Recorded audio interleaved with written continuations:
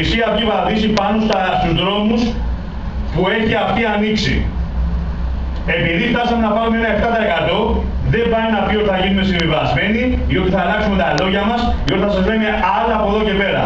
Εάν κάποιος ανά πάσα ώρα και στιγμή κριθεί ότι δεν είναι κατάλληλος για να ακολουθήσει τη γραμμή της Χρυσής Αυγής, η Χρυσή Αυγή έχει τη δυνατότητα να του ανοίξει την πόρτα και να τον βγάλει έξω.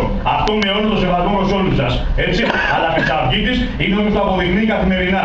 Και όχι μόνο αυτός που ήρθε, ψήφισε, στήριξε και τώρα νομίζει ότι έχουμε και καμιά υποχρέωση. Υποχρέωση έχουμε σε όλους τους αγωνιστές μας για τα πάντα που έχουν κάνει και για τα πάντα που θα κάνουν. Όλοι κρινόμαστε στην καθημερινότητά μας.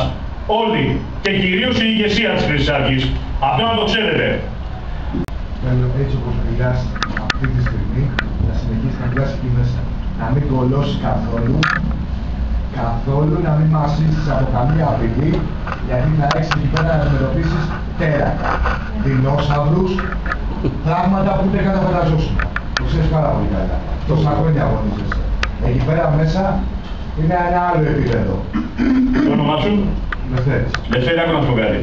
Δεν μπορώ να πω τίποτα και να τάξω τίποτα στον οποιοδήποτε εδώ πέρα μέσα. Το μοναδικό που μπορώ να υποσχεθώ είναι ότι οι Χρυσαυγίτες και οι Χρυσαυγίτισσες μέσα και έξω από το Κοινοβούλιο θα παραμείνουν ακριβώς οι ίδιοι. Και όποιος δεν παραμείνει ο ίδιος, η πόρτα της εξόδου είναι πολύ εύκολη για όλους μας. Εντάξει, όλοι μας κρινόμαστε.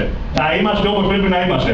Δεν έχουμε να κολλώσουμε ούτε να φοβηθούμε. Όπως δεν φοβηθήκαμε τόσα χρόνια απέναντί τους.